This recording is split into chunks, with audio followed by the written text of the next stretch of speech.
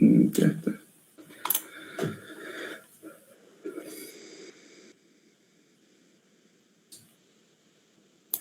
Se ve, ¿no? Sí, se nota. Bueno. Ya, bueno, vamos a empezar con el tema. Bueno, buenas noches, me presento. Soy el estudiante Miguel Ángel Ticonaza. Actualmente estoy a cursar el tercer año de la carrera. El tema de hoy que vamos a tocar va a ser compuestos y soluciones inorgánicas, ¿no? Bueno, empecemos. A ver, no me da clic. Este otro. Este. Bueno, compuestos orgánicos y compuestos inorgánicos. Normalmente, cuando hablamos de compuestos orgánicos e inorgánicos, tomemos de referencia, obviamente, a nuestro cuerpo, nuestro organismo, ¿no? En sí. Nuestro cuerpo tenemos dos tipos de sustancias o dos tipos de componentes o compuestos, como dice aquí, que tenemos compuestos tanto orgánicos y tanto inorgánicos. Mayormente, cuando hablamos de compuestos inorgánicos, nos referimos a los compuestos que carecen de carbono. Es una cosa clave, ¿no? Y que mayormente estos compuestos inorgánicos vamos a tener de referencia al agua, que normalmente nuestro cuerpo, creo que en sí está compuesto obviamente por más agua que en sí el otro compuesto orgánico, ¿no? Nuestro cuerpo está compuesto por más 60% a 55% de agua, ¿no? Que eso está como una posible pregunta tal vez, ¿no? Del CUP, porque es algo general que uno ya lo lee y le interesa y es algo un poquito que alguien tiene que saber y en la carrera se lo van a hacer recordar, algo general. Bueno, dice, no pueden ser utilizados por células para realizar funciones biológicas complicadas. El agua en sí, mientras nosotros lo podemos tomar en sí, no puede ser utilizada en funciones biológicas complicadas. De poder ser utilizada, sí, pero no en funciones biológicas complicadas como cualquier objeto de, ¿cómo se puede decir? Descomposición, absorción y esas cosas, ¿no? Entonces, el agua es un compuesto que prácticamente puede utilizarse de una manera más general, ¿no? Para ciertas actividades como, aquí está en la imagen, como el alimento, ¿no? Bueno, el cuerpo dice ya, como dijimos, el agua abarca el 60% a 55% de nuestro cuerpo, mientras que lo demás, que normalmente son sales y minerales, ácidos que mayormente se encuentran en nuestro cuerpo también, estamos avanzando en la parte del cuerpo, son un 2% y entre otros, ¿no? Y su interacción mayormente del agua y estos minerales tienden a mantener lo que sería el pH del cuerpo. Hasta ahí estamos bien, ¿no? Bueno, estos enlaces, estos componentes, tienen dos tipos de enlace en sí. ¿Qué enlace tiene el agua, el H2O? ¿Alguien puede decirme? ¿Es enlace covalente? Covalente. Covalente. Cuando hablamos de enlace covalente en sí, nos referimos mayormente a que tanto esos dos compuestos de oxígeno e hidrógeno en sí van a estar compartiendo en electrones de forma covalente, o sea, se podría decir de forma que agarrados de la mano prácticamente.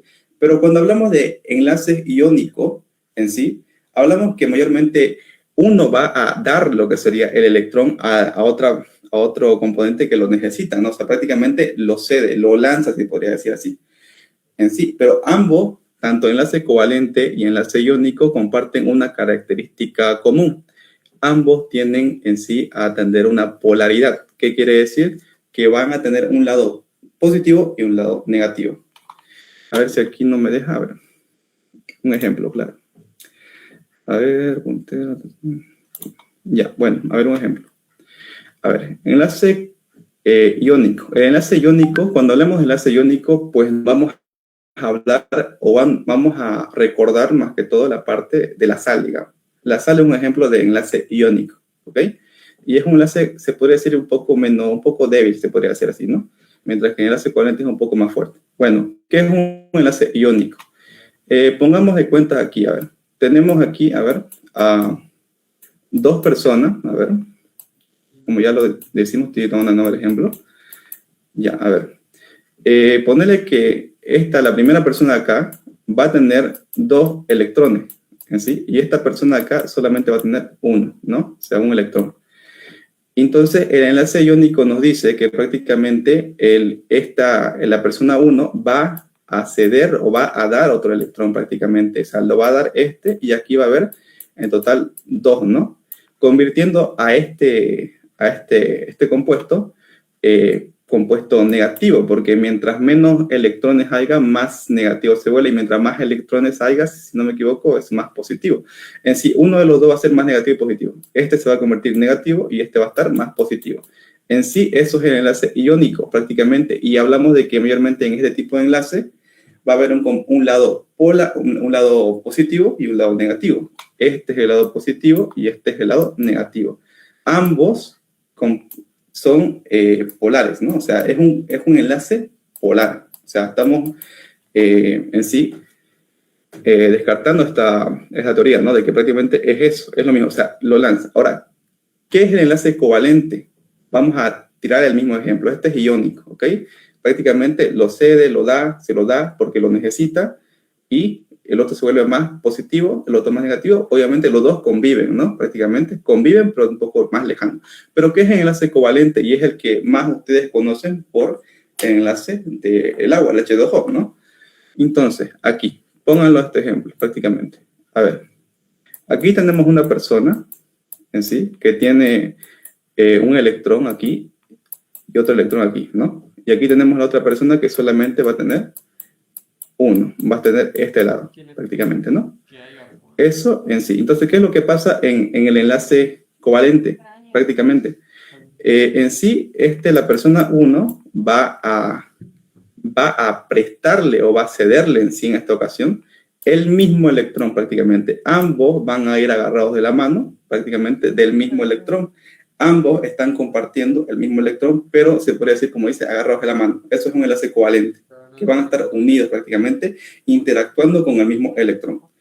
Y cumple la teoría de la parte de que también son polares. ¿Por qué? Porque en sí el electrón es del oxígeno, ¿no?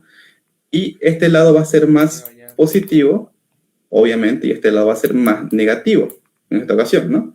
El lado positivo en esta ocasión sería el hidrógeno, ¿no? Prácticamente este sería el oxígeno, porque tiene menos, algo así. Eso, o sea, eso es un enlace covalente. Ambos están ahí, o sea, juntos. Y ambos dijimos que comparten la misma teoría de que ambos van a ser polares, ¿me entienden? O sea, es prácticamente lo mismo, pero un ejemplo un poco claro para que más o menos se tengan una idea de qué es un enlace covalente o un enlace iónico. Ambos enlaces son polares, pero su forma de distribuir los electrones son un poquito diferentes, ¿no? Eso. ¿Se entendió hasta ahí, no? Disculpe, Sí. entonces los iónicos son polares negativos, ¿eso trata de decir? Son polares, o sea, cuando hablamos del término de polar, quiere decir que va a tener un lado más positivo y un lado más negativo. Solamente que cuando hablamos de iónico, cambia la manera de cómo es que se lo da. El iónico prácticamente le cede o se lo lanza, se podría decir así, el electrón a la otra persona que lo necesita. En cambio, el covalente en sí se lo presta de la mano y ahí ambos conviven con el mismo electrón. Ambos tienen un lado más positivo y ambos tienen un lado más negativo, solo lo único que cambia es la manera en cómo lo distribuye, nada más. Sí, es eso, no cambia nada. O sea, En el enlace iónico, entre más presta, se lo negativo, y entre más tiene, se lo negativo, entre menos tiene, se lo positivo. Yo te respondo. A ver, mira, yo le respondo, no te preocupes. Responde. Sí, digamos, porque en el caso sabemos que el núcleo va a tener neutrones y va a tener protones, ¿no es cierto? Ya. ¿Qué pasa si yo pierdo un electrón? Voy a tener más cantidad de protones. ¿Y eso qué quiere decir? Que el protón es positivo. Por ende, se va a volver positivo. Pero si yo gano electrón, el electrón es negativo. Entonces se va a volver negativo. ¿Se entiende?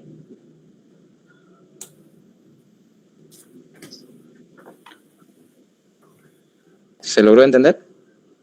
Sí. Ya. Continúa. Ya, bueno, solamente es para tomarlo de ejemplo, chicos, nada más, ¿ok? Eso, para que más o menos tengan una idea, nada más. Bueno, a ver. Sí, para que tengan una idea Bien, nomás relacionar. éxito, chicos. Bueno, a ver, compuestos orgánicos. Bueno, entonces dijimos que se dividen en dos compuestos, o compuestos orgánicos e inorgánicos. Los compuestos inorgánicos, o mejor dicho, orgánicos, aquí abajo, son los que contienen carbono como principal fuente y casi siempre hidrógeno, ¿no? Y casi siempre tienen, más que todo, los compuestos orgánicos tienen más enlaces covalentes, ¿no? Son moléculas grandes, como los alimentos que consumimos normalmente, que están constituidos por enlaces covalentes, son moléculas más grandes que se descomponen en el cuerpo, ¿no? Y representan el 38 a 43% del cuerpo en sí, ¿no? Bueno, entonces nos quedamos en esas tres características. Inorgánico tenemos al agua y la sal, y orgánico pues los alimentos que consumimos, y el cuerpo está hecho por un 60% de agua, ¿ok?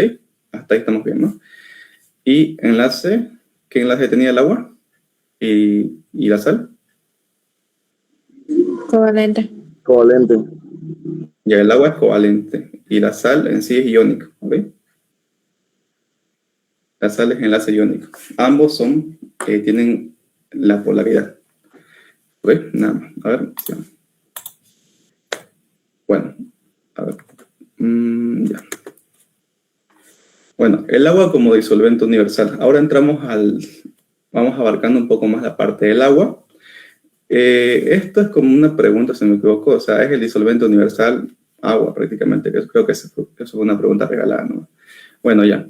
Es un compuesto inorgánico, como dijimos, es el compuesto inorgánico más potente. Casi todas las reacciones químicas se realizan en un medio acuoso, que quiere decir que cuando nosotros consumimos cualquier alimento, esas reacciones químicas como la absorción, descomposición de alimentos, o sea, se realiza en esa fuente, ¿no? Porque después nosotros comemos y tomamos un vaso de agua y ahí va a estar prácticamente en el estómago, se puede decir así. Tiene polaridad, como dijimos, prácticamente el agua. La molécula de agua tiene un extremo positivo, prácticamente. El extremo positivo sería la parte de los hidrógenos y un extremo negativo en la parte que es este compuesto de oxígeno, ¿no? Como el oxígeno. Son de enlace covalente, pero la distribución de electrones no es igual, porque dijimos que mayormente aquí va a haber menos electronegatividad, o sea, va a ser más negativo y aquí va a ser más positivo, ¿no? Bueno, es un solvente que atrae en sí, porque en sí, como como tiene un lado positivo y un lado negativo, tiende a atraer otras moléculas que también tengan esa composición, ¿ok? Con las partes cargadas, como con las partes cargadas con proteínas, ¿no? O sea, y se separa, y esta polaridad hace separar tal vez algunas partes en partes más pequeñas, o sea, que facilitan la digestión y absorción. No quiere decir que los degrada en sí. El agua en sí, cuando nosotros lo consumimos normalmente, tienden a participar también las enzimas, que son las que degradan los alimentos en sí. El agua solamente actúa como una fuente para tal vez que no permitir que se vuelvan a unir. Un ejemplo muy claro es cuando nosotros en sí consumimos tal vez un pedazo de pan y si nosotros tomamos prácticamente el agua, lo va a estar separándolo poco a poco, lo va a disolver un poco a poco, pero no lo está degradando en sí. Eso lo hacen las enzimas, ¿no? Hasta ahí se entiende, ¿no? Al comer prácticamente. Es lo que está diciendo aquí. Interactúan con las proteínas, algunas partes positivas y negativas, y pues lo separan nada más. Dice, facilita que se mantengan dispersas. Es el ejemplo que di prácticamente cuando comemos esa parte, no dejan que se junten, ¿no? El agua crea un medio para las enzimas. Como dijimos, el agua trabaja con las enzimas, así que es un medio común de la interacción de enzimas y el agua, y van degradando poco a poco y el agua va moviéndolo como transporte también, ¿no? Esta polaridad le permite resistir a varios cambios de temperatura. Eso vamos a verlo más adelante prácticamente porque es eso, ¿no? El agua también sirve como para... es una sustancia, un compuesto que ayuda a la absorción de la temperatura en sí y nos mantiene en una temperatura estable para que no haya ni una elevada calor corporal y tampoco disminuya, ¿no? En sí, eso, ¿no? Prácticamente tenemos la parte del agua, dijimos que, y un ejemplo muy claro aquí en la parte de disolvente universal, que ahorita vamos a ver, es que en sí está el ejemplo del agua y la sal. Cuando el agua y la sal se juntan mayormente, cuando se juntan, ¿qué es lo que pasa a la sal? se disuelve Se prácticamente. disuelve.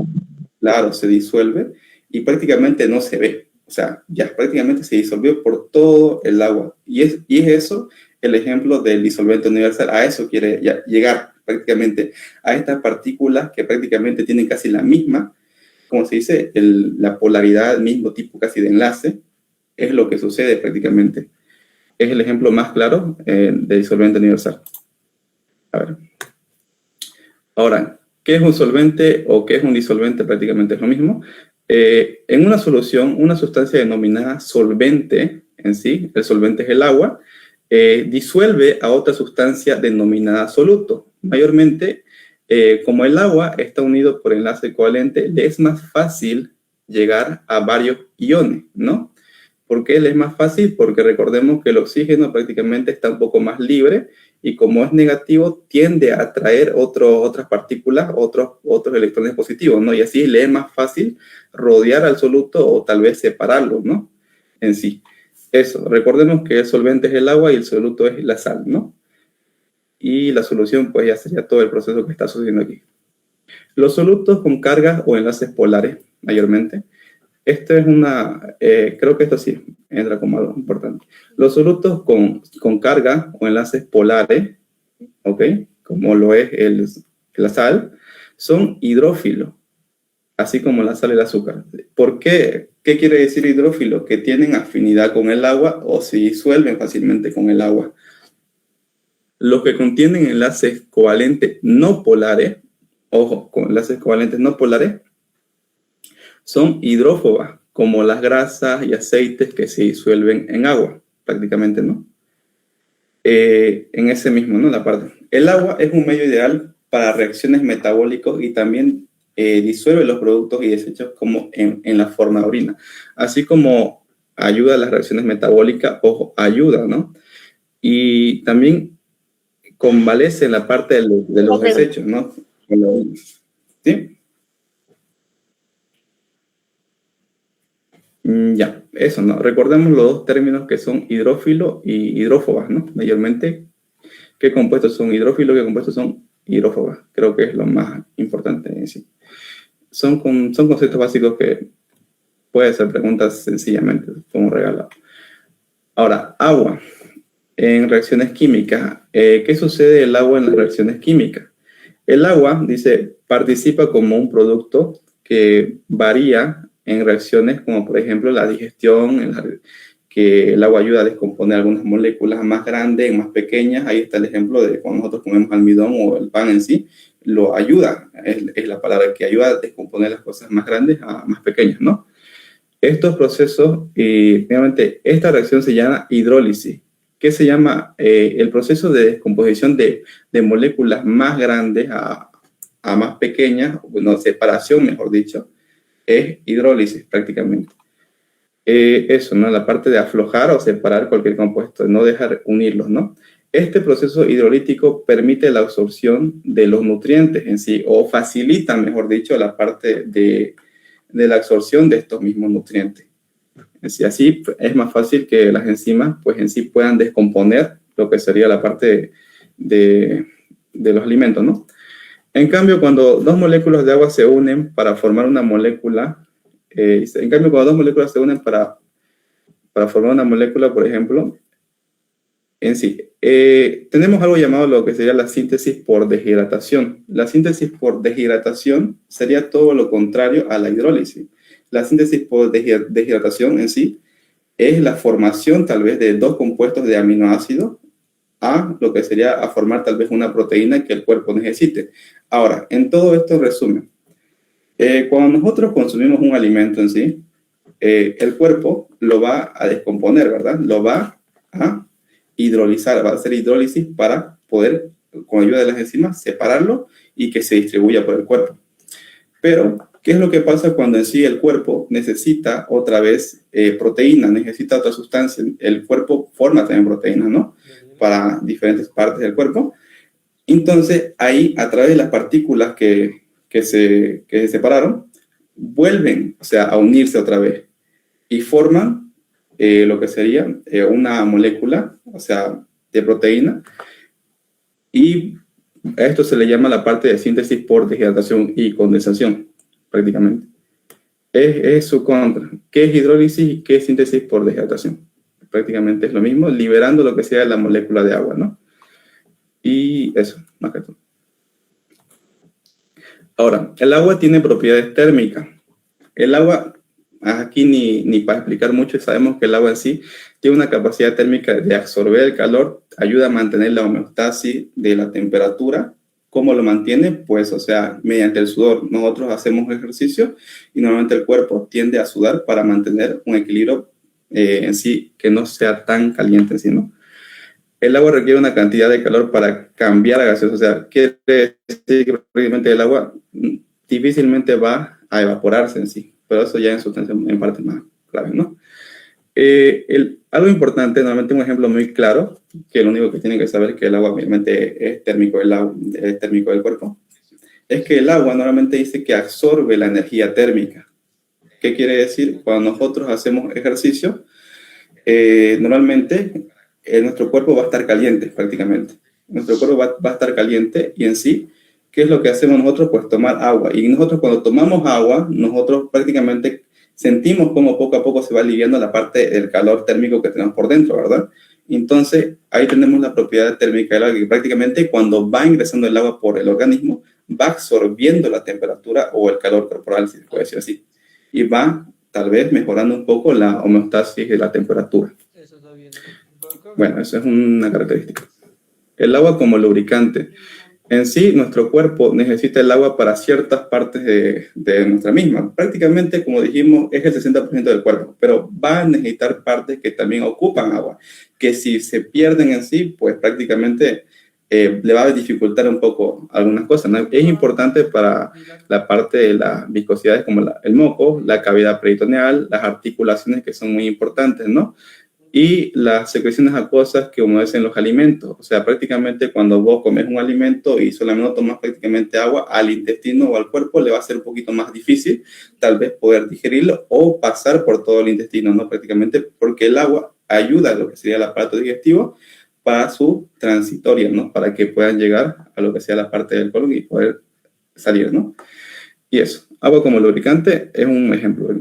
Ahora hablemos de algo de las mezclas, ¿ok? Eso está como una parte de su temario, o sea, está una parte ahí.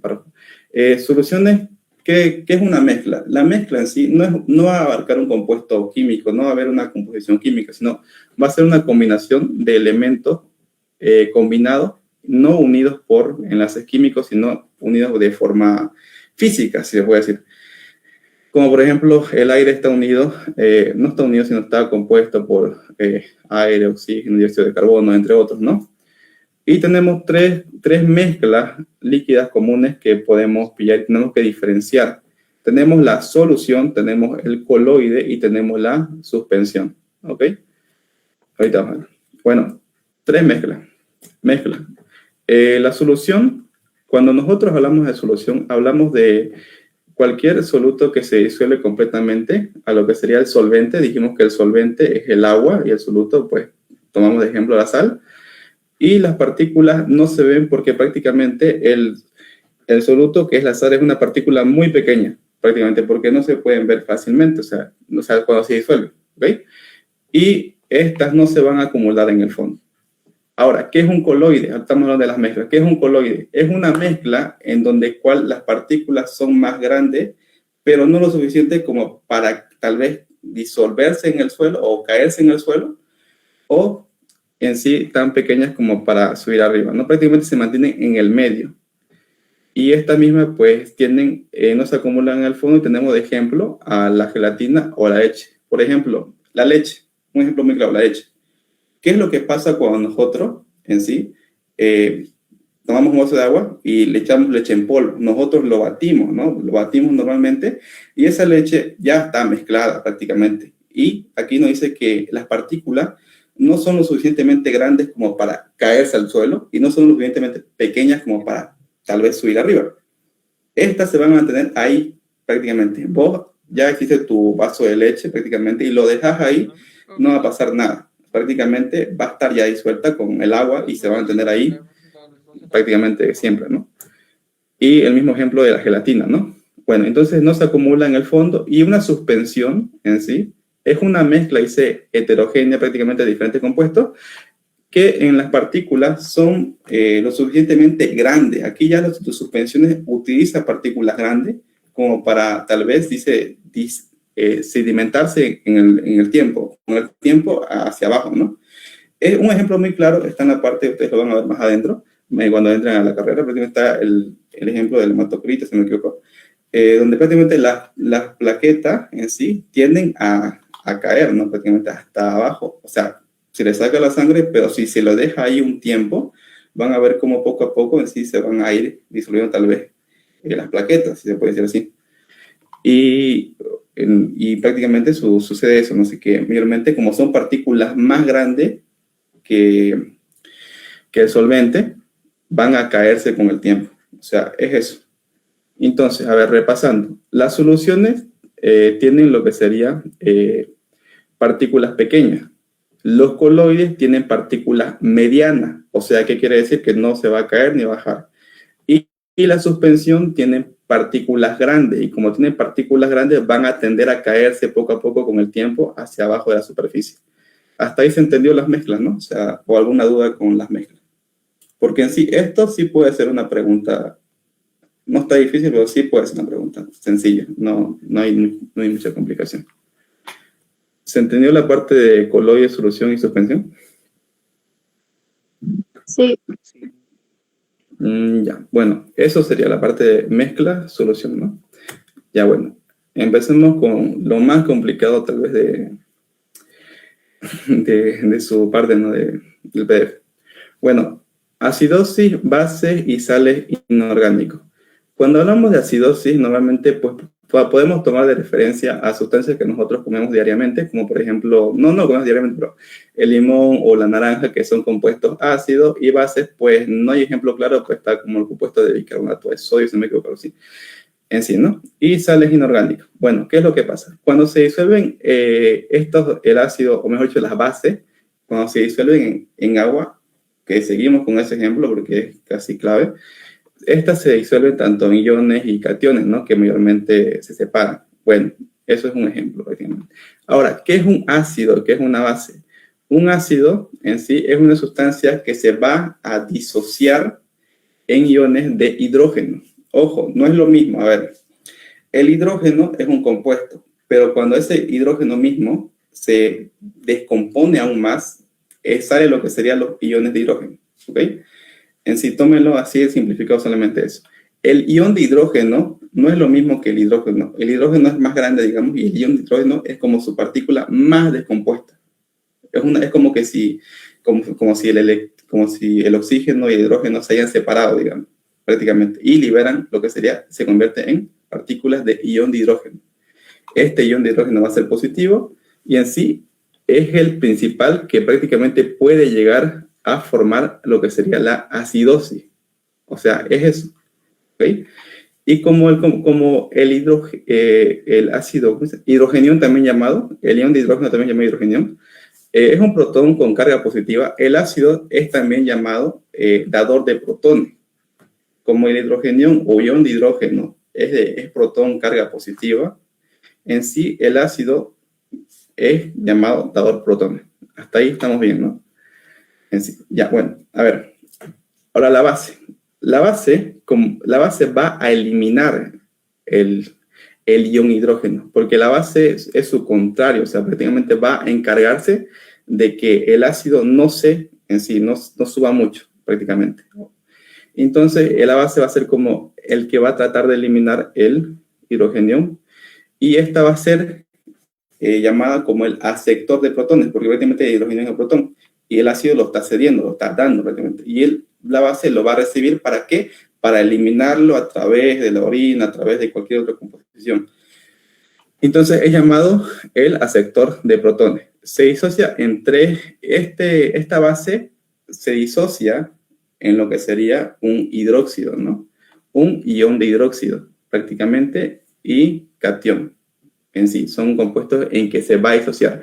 Tenemos de ejemplo, pues el ácido de sodio, no sé, algo así, me equivoqué, bicarbonato de sodio, algo así. Pónganlo de ejemplo, digamos, que se va a descomponer cuando en sí lo consumamos. ¿Ok? Es un ejemplo. Bien. El cuerpo neutraliza el ácido cuando éstas se mezclan. Estos dos mismos, cuando nosotros lo consumamos, se van a encontrar y se van a mezclar. O sea, se van a encontrar y se van a neutralizar entre sí. Y estas, cuando se neutralizan y se unen, va a suceder una reacción química y van a formar lo que serían sales. Y estas sales en sí, cuando nosotros, el ácido y base cuando se juntan forman sales, esta sal en sí se va a disociar y se va a convertir en cationes y aniones, prácticamente en cationes y aniones, de los cuales ninguno de estos cationes y aniones va a ser, claro, ion hidrógeno y tampoco el otro, no hidróxido. O sea, prácticamente va a ser una manera en cómo el cuerpo, cuando se junta el ácido y base, forma la sal y esta sal va a beneficiar al cuerpo. Ahora, ¿qué es lo que hace en sí la sal o en sí sus cationes aniones para el cuerpo? La sal es un electrolito que ayuda también al transporte o ayuda al sistema nervioso a pasar las corrientes eléctricas para las reacciones musculares, y los iones de sal también aportan lo que sería, aporten a lo que sería el equilibrio de la célula, tanto intracelular y extracelular, en componentes como la sangre. O sea, prácticamente hay un equilibrio ahí que la sal ayuda. O sea, prácticamente. Ahora, en resumen, el ácido y base, para tal vez el cuerpo que no suceda un desequilibrio de pH, van a tender a formar lo que sería un compuesto de sal. Y la sal ya sería como un compuesto un poquito más simplificado y no le va a hacer daño al cuerpo. Constantemente el cuerpo está haciendo eso en estos momentos. Y es lo que es, en resumen, lo que está diciendo el ácido, base y sales inorgánicos, ¿no? Y eso es lo que está diciendo aquí. Ahora, aquí una parte importante. Equilibrio ácido-base. ¿Okay? Dijimos que el ácido en sí da lo que sería iones de hidrógeno. ¿Ok? Y la base, pues hidróxidos. O pueden ponerle como ejemplo la base al bicarbonato. Ahora, para garantizar la homeostasis, los equilibrios, dijimos que prácticamente extracelular e intra deben mantener cantidades equilibradas de ácido y base. ¿A qué me refiero a eso? O sea, prácticamente que tanto la parte está la célula y célula por la parte intracelular, o sea, lo que está dentro de la célula misma, tiene que haber un equilibrio prácticamente de electrolitos, si se puede decir así. Y la parte externa también, o sea, va a haber un equilibrio. Nada más, manténgase esa parte de que hay un equilibrio ácido-base en la parte de intra y extracelular. Esto es importante, cuando más iones de hidrogenión o ion de hidrógeno hay, el cuerpo va a entrar a una etapa de acidosis, o sea, se va a volver más ácida. Cuando en sí hay más iones de hidróxido, va a aumentar lo que sería el pH y se lo considera alcalina o alcalosis. Mayormente es una forma en cómo que mientras más ácido tengamos en nuestro cuerpo, nuestro pH va a disminuir, y mientras más hidróxido o parte de la base o bicarbonato en el cuerpo tengamos, va a subir a lo que sea la base. Dice, los cuerpos son muy sensibles a estos cambios, prácticamente. Cualquier consumo o cualquier alteración en el cuerpo de ácido o base, prácticamente va a alterar las funciones del cuerpo. Así como la acidez o alcalinez o base, vamos a un ejemplo que cuando nosotros, un ejemplo muy claro, una alteración de ácido base. A ver, nosotros cuando en sí tendemos a vomitar, ¿qué es lo que hacemos? Vomitamos y prácticamente estamos alterando el equilibrio ácido-base, porque prácticamente estamos botando ácido del estómago, se puede decir así. Y eso hay un pequeño desequilibrio que el cuerpo trata de mantener. Y es esto, prácticamente el equilibrio ácido-base. Mientras más ácido haya en sí, va a ser más acidosis, y mientras más alcalosis haya, pues más bicarbonato haya, va a ser más alcalosis. En sí, bueno, eso nada más. O sea, el pH. Ahora, esta es la tabla que ocupa normalmente para medir lo que sería la escala de ácido y base, ¿no? El ácido y base se mide de 0 a 14. Y nosotros, ¿alguien sabe cuál es el pH normal? El pH normal del cuerpo basal. 7. Más específico de la sangre, el pH normal de la sangre del cuerpo. El cuerpo en vivo. 7,35. Ya. Nuestro cuerpo tiende a estar entre ese valor, como está aquí, el pH normal de la sangre que está de referencia, porque pH de la orina, pH de otros órganos sí es diferente, pero tomamos de referencia el pH de la sangre como para el cuerpo. El pH normal de la sangre en sí es de 7.35 a 7.45. Cuando baja, aquí está, prácticamente estamos aquí, mira, aquí estamos prácticamente, estamos acá del pH.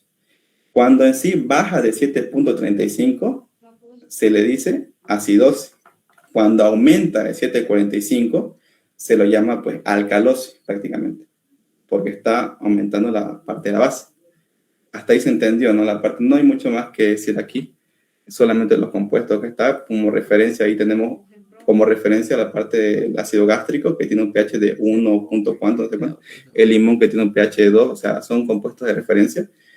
Y nosotros lo que tenemos que saber es el pH normal de la sangre y cuáles son más o menos los rangos, que no está tan difícil, ¿no? 7.35, cuando es menos, es ácido, cuando es más, es alcalosis en sí, ¿no? Y eso. Ahora, mantenimiento del pH o sistemas amortiguadores. Cuando el pH en sí es lo que dijimos, cuando desciende de 7.35 es acidosis y cuando aumenta de 7.45 es alcalosis. Ahora, ¿cómo mantiene en sí el pH? ¿Cómo se mantiene en sí? Hay órganos que participan en el mantenimiento del pH. Hablamos en general. Cuando nuestro cuerpo está en una completa acidosis, cuando nuestro cuerpo está en completa alcalosis, estos dos órganos son los que más o menos ayudan a la nivelación de lo que sería el ácido, ¿no? Y ácido base, el pH. Ok. Aquí dice, cuando consumimos un exceso de ácido, nuestro riñón trata de eliminarlo.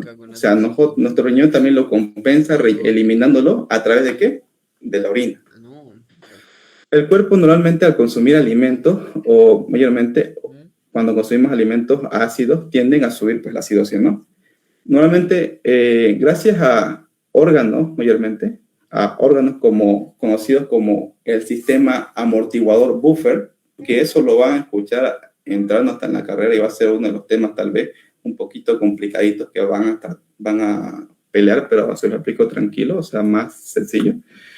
En sí, los amortiguadores buffer, ¿para qué está? Uno dice, pero si ya mencionaste la parte de que el ácido y la base forman sales y no, eso es algo simple. Pero ¿qué es lo que pasa cuando en sí una persona se desmaya, se podría decir? En sí, un ejemplo. Los amortiguadores buffer están para regular mantenimientos de pH, pero de forma extrema, si se puede decir así. Cuando hay un aumento de pH extremo, cuando se sube prácticamente el pH y la persona tiende ya después a desmayarse, el cuerpo la sangre va a estar de forma ácida, o sea, va a estar ácida. Y hay dos órganos que van a participar en la regulación del pH, que son el pulmón y el riñón. El pulmón va a ayudar a través de la ventilación y el riñón va a ayudar a través de ¿qué? De la secreción y absorción de ciertos minerales para contribuir que el cuerpo no haya un desequilibrio grande. A ver, aquí el ejemplo, para que me entienda un poco mejor. Sistemas amortiguadores. Tenemos a un paciente, a una persona que ha desmayado. Tal vez tuvo un accidente automovilístico o cualquier accidente que lo deje con una incapacidad o dificultad para respirar. Esa persona va a tener una dificultad para respirar y tenemos que acordarnos que prácticamente nosotros, cuando respiramos oxígeno, nuestros pulmones lo convierten el oxígeno en dióxido de carbono, pero esa persona que va a tener dificultad para respirar no va a poder eliminar el dióxido de carbono porque va a respirar lento. Entonces ese dióxido de carbono se va a quedar ahí circulando por sangre. Y mientras más tiempo pasa de la persona sin poder tal vez tener dificultad para respirar, más ácido se convierte la sangre. Ahí el riñón entra en acción. ¿Qué es lo que hace el riñón? El riñón, como nosotros tenemos lo que sería la parte de ion hidrógeno ya por el cuerpo, o sea, eso, lo va a eliminar a través de la orina. Y no quiere decir que el paciente o la persona se vaya a orinar en ese instante, no, lo va a eliminar a un acúmulo de orina que se encuentra pues, en la vejiga, lo que sea, ¿no? Y el riñón va a tratar de retener lo que sería el bicarbonato. Que el bicarbonato dijimos que es una base que va a ayudar en sí también a controlar la acidosis, es como su contraparte. Entonces, el riñón va a ayudar lo que sería la parte de filtración y reabsorción del bicarbonato que va a necesitar la persona para que se mantenga estable, se mantenga y mantenga lo que sea el pH, que es importante. Recordemos que si el pH baja más de 7 en sí o sube más de 45, en sí el paciente va a tender ya a una parte de que prácticamente está dirigido a que la paciente va a morir prácticamente, porque el cuerpo no puede aguantar esa cantidad de acidosis o no puede aguantar esa cantidad de alcalosis. Y entonces la persona, si dijimos que la persona está desmayada, cuando se levante, normalmente una persona cuando se desmaya y se levanta, ¿qué es lo que hace? Va a ventilar, va a hiperventilar prácticamente. Y cuando hiperventila, cuando se vaya a levantar, hiperventila, va a eliminar ya el dióxido de carbono, va a estar ahí agitado y va a estar eliminando el dióxido de carbono. Eso es lo que prácticamente hace el sistema amortiguador, buffer.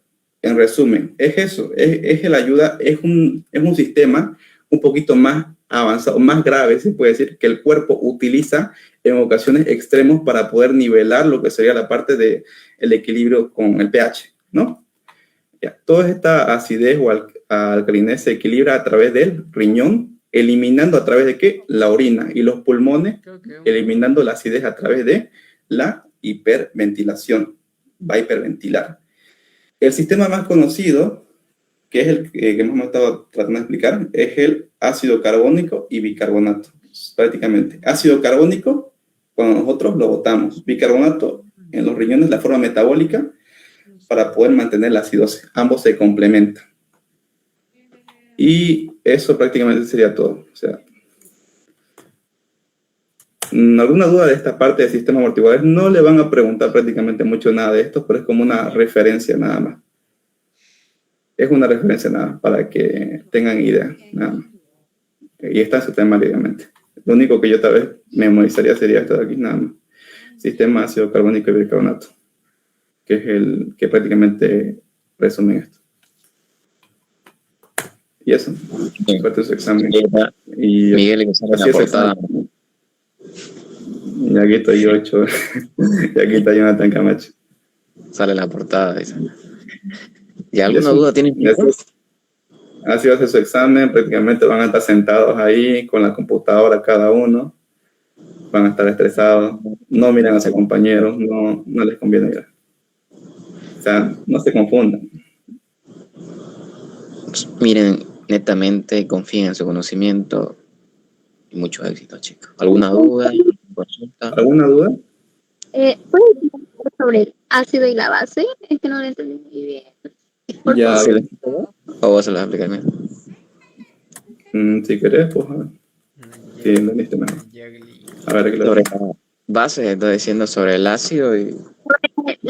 Sobre las tres mezclas. ¿Esto de aquí? Explicación bien. ¿Esto?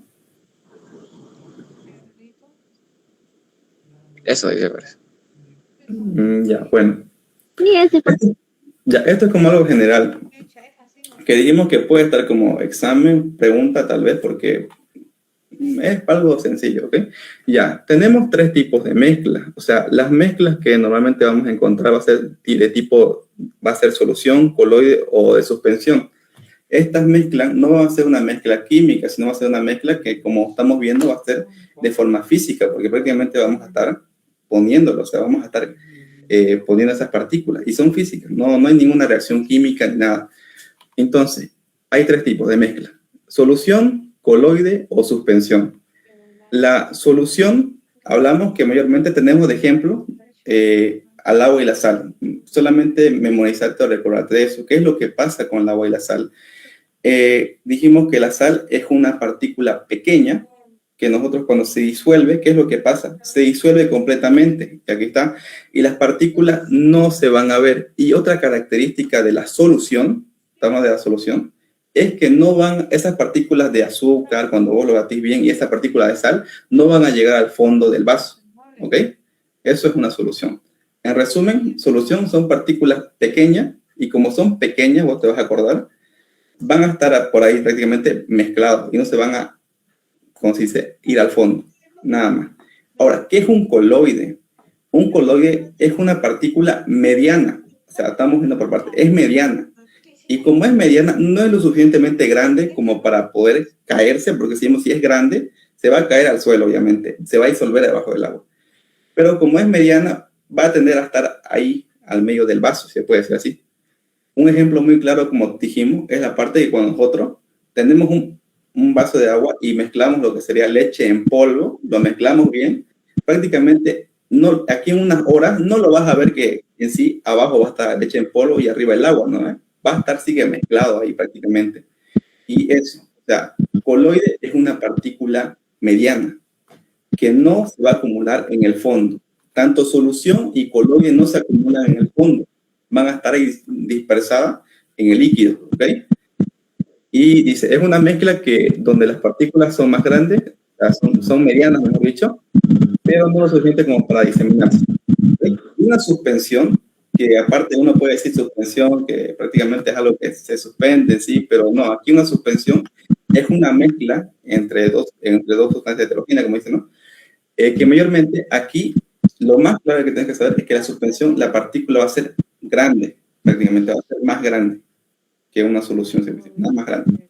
Y como la partícula es grande, si vos dejas ahí prácticamente un ejemplo muy claro, es cuando vos, un ejemplo muy claro, a ver, aparte del hematocrito, aparte de la sangre, ¿no? Que cuando vos en un vaso de agua le echas arena, se puede decir así, lo mezclas, obviamente se va a juntar, pero vos lo dejas un tiempo ahí, el agua con la arena, y pues como la arena son partículas más grandes, van a tender a ir al piso, van a ir abajo, se van a acumular en el fondo, y es el único que se va a acumular en el fondo en sí.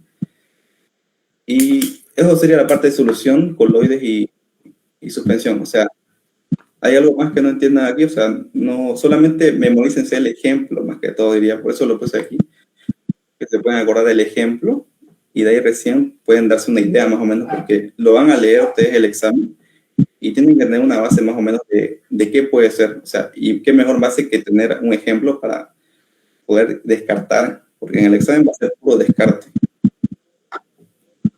Eso dijimos que puede preguntar así. Y aquí está lo mismo. En una solución, el agua va a ser más clara. En un coloide va a estar turbio. ¿Okay? Va a estar turbio. Y en una suspensión va a estar así un tiempo y después estas partículas van a bajar y aquí arriba va a estar más claro, ¿no? Y eso, o sea, prácticamente esa es una suspensión. Y después, obviamente, las propiedades del agua. El agua funciona como lubricante, el agua funciona como termostático, el agua participa en reacciones químicas y más que todo esa parte, ¿qué es hidrófilo? ¿Qué es hidrófuga? Pregunta, tal vez. Enlace, la cantidad de agua en el cuerpo. Y eso puede ser. Después, enlace covalente de una pregunta regalada que le pueden hacer, ¿cómo está unido, por qué enlace está unido hidrógeno y oxígeno? Por enlace covalente. ¿Y qué enlace ocupan para unirse dos moléculas de agua, se puede decir así? Pues se unen por puente de hidrógeno, algo así. Eso ya creo que lo han leído bien ustedes. Y eso, ¿qué es un soluto? El soluto es la sal, el solvente es el agua en sí. ¿Qué son partículas hidrófobas? Son las que no se disuelven en agua. Un ejemplo, grasas y aceite. Y eso, ¿no? ¿Aún una duda más? O sea, de todo eso que hablé, lo que estoy mencionando son los que puede ser como pregunta. Por ejemplo, de aquí de ácido base, pues lo único que tienen que tal vez acordarse son solamente que el ácido da lo que sería iones de hidrógeno o dador de protones, que está marcado prácticamente, solamente eso de ahí. Y la sal, pues las funciones, pues no creo que se las pregunte, simplemente son funciones de aporte, que no está tan difícil, ¿no? O sea, para el transporte de corriente eléctrica, para el tejido nervioso, reacciones musculares,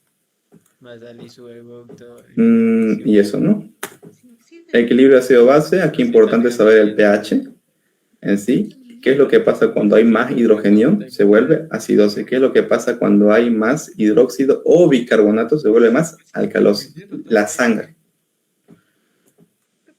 Y eso. Y aquí los amortiguadores, dijimos que lo más importante tal vez sea el sistema ácido carbónico, que es lo que prácticamente es los amortiguadores buffer.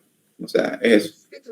Que dimos el ejemplo que el pulmón ayuda y también el riñón compensa para que el cuerpo del paciente que esté desmayado no tienda a sufrir una acidosis en la sangre y tampoco alcalosis. Y eso más que todo, la parte más importante que de todo. Ya lo demás, si quieren, no, como no hay tiempo, se lo estoy descartando prácticamente eso. Solamente los otro ejemplo que está en su bibliografía nada más. ¿Hasta ahí se entendió todo? O sea, la parte más importante que tienen que saber nada más. O sea, eso, bioquímica es así. Se lo resumí lo más sencillo posible porque en su PDF estaba un poquito más largo y estaba un poquito más complicado y tocaba algunos temas que la verdad